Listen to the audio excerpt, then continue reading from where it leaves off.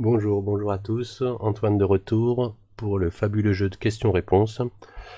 Et donc aujourd'hui, on va essayer de limiter l'action de l'utilisateur lorsque l'on a appuyé sur la touche valider pour empêcher comme cela que le score monte alors qu'il ne se passe pas grand chose. On va utiliser Remove Event Listener, voilà, enlever l'écouteur d'événement qu'on a sur le bouton valider.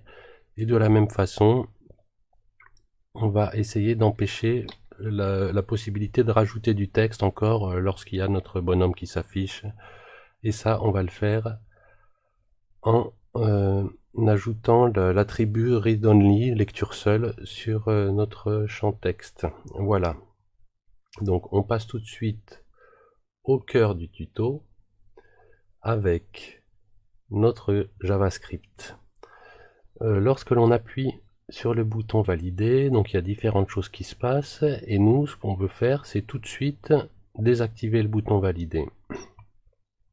Donc on va utiliser Remove Event Listener, donc lors de l'événement click, et on va devoir définir une nouvelle fonction valider en fait, puisque là on utilisait la propriété onClick.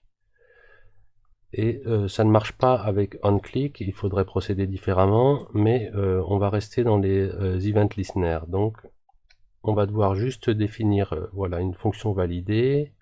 Après on enlève cet événement, mais donc auparavant il nous faudra mettre l'événement click. Voilà.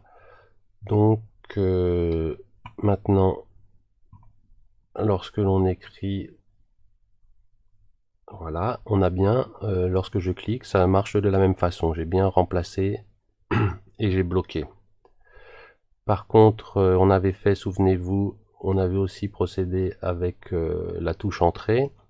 Donc là, on fait aussi référence à notre onClick. Donc de même, on va plus faire référence à notre onClick. On va utiliser la fonction valider. Voilà. Et de la même façon, on voudra enlever cela. Et de la même façon, il faut bien le mettre au début de programme. Donc maintenant, je retrouve ma fonctionnalité. Pareil, sauf que j'ai bloqué les événements. Voilà. Il nous faut aussi, on a dit, empêcher l'utilisateur, je vous remontre le cas, de pouvoir rajouter du texte comme cela. Donc ça, on va le faire en ajoutant l'attribut read-only. Voilà. On définit cet attribut, donc aussi de même sur notre champ réponse. Et donc maintenant, tout devrait être bloqué comme on le souhaite. Lorsque j'appuie, voilà, encore sur le clavier, à fond, rien ne se passe, tout est bien bloqué.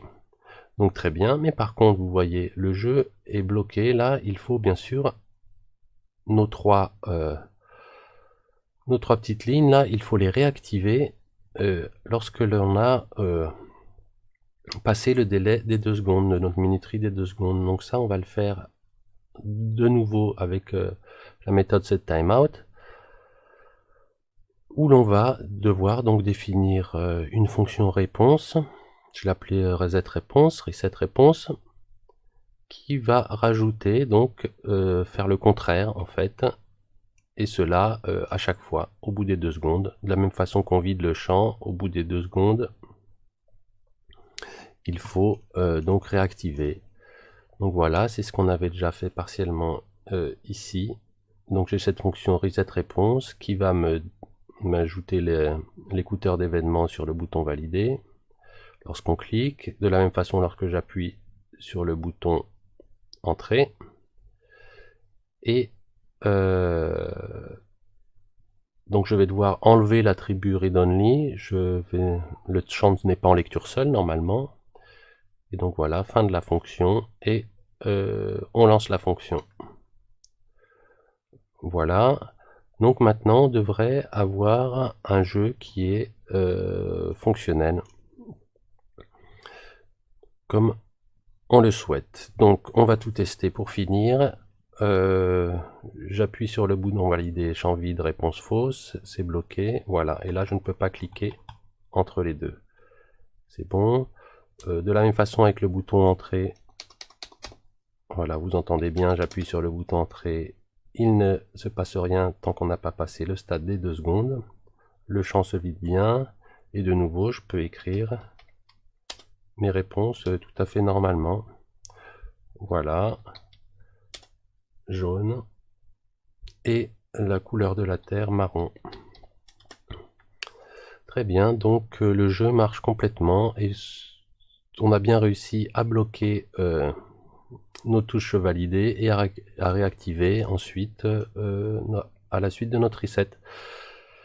Donc la prochaine fois, je pense que l'on va essayer donc de pouvoir remettre le jeu à zéro, car pour l'instant on l'a juste fait boucler, et ça sera donc la suite de notre tuto la prochaine fois. Je vous remercie bien et je vous fais un petit jingle de fin. À la prochaine. Au revoir.